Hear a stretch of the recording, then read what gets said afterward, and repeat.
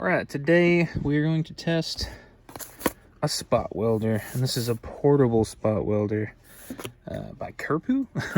Okay, so I ordered this on Amazon. I'm going to link that below in the description. The product model here, it just says portable spot welder.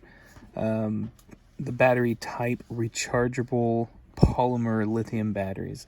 Capacity just says C product label. This is a output voltage of 4.2 and an output current of 650 amp max. It actually recharges with a Type-C charger, and the input on that is a 5-volt 2 amp.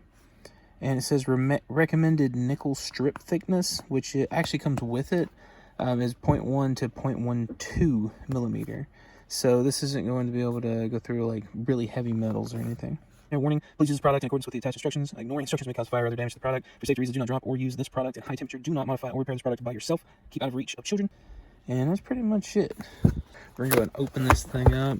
Now, I have opened and tested this, but I went and packaged it up a little bit for you.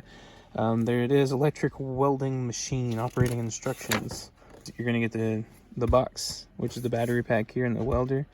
You're going to get the spot welding pins and the Type-C charger. There is a manual operation and an automatic operation, and this is how to switch the modes here. And here's some indicator lights with the output level of the strength of the current coming out to weld, which 1 is the lowest, 6 is the highest, and then the battery remaining on the pack, and then your manual mode indicator light and automatic mode indicator light.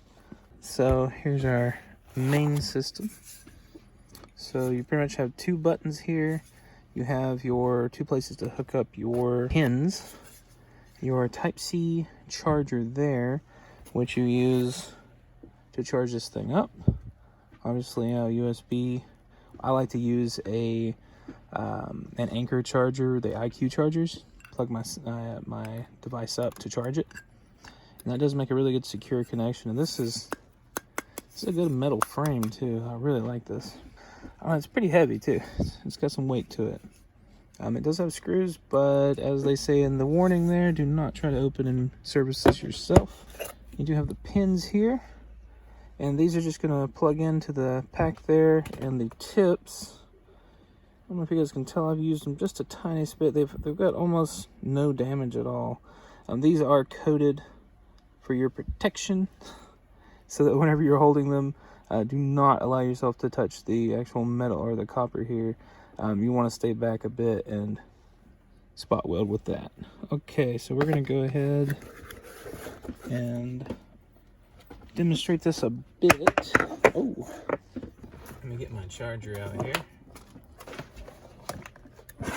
Alright, so this is my Anchor charger. Let's see, this is the PowerPort 6 Lite.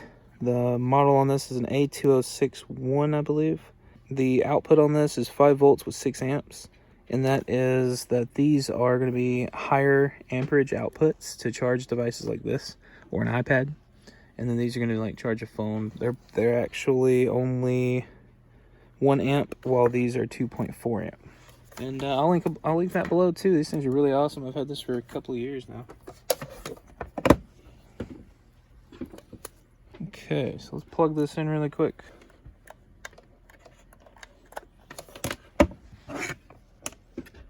There we go. So there's our charging indicator, and whenever that's all the way up, you know it's completely charged. And I've probably used this for about 3 days, and I've only gone down by 25%. So I'm gonna go and unplug that. Okay, and this is how we plug this up here. Doesn't matter which one goes in which, and it is a very tight fit. So just jam it in there. And this is where you want to be really careful not to touch the 2 together. Just making a connection between the 2 will, if you have it in automatic mode, will automatically surge the power. So just be careful there. Whenever you want to turn it on, use this button here. Alright, so right now it's in automatic mode, and I'm going to change it to manual. Whenever it's in manual mode, whenever you have these 2 contacting, you want to press that button to send the power out and do your spot weld. If you have an automatic mode and you touch in one spot and then you touch the second, that makes the connection, and it automatically pushes that power out to make that spot weld. All right, so I'm gonna go ahead and turn this off, and we're gonna go ahead and set up and show you how to use it. Here you go, here's this thing in action. So here's one that I've been working on, just practicing. So I got these two nickel plates put together here. I went and folded this over. We're gonna attach that. Put this down right here. Bring this little guy out. It's got two little tips there, but I have figured out how to do it manually. So that's how much power level we're at. So I usually like to have that up pretty much all the way. All right, so that little button right there is going to tack it. So what we do is we push the two together like that, and then push our button. That's it. It's safe to use barehanded. Holy, okay.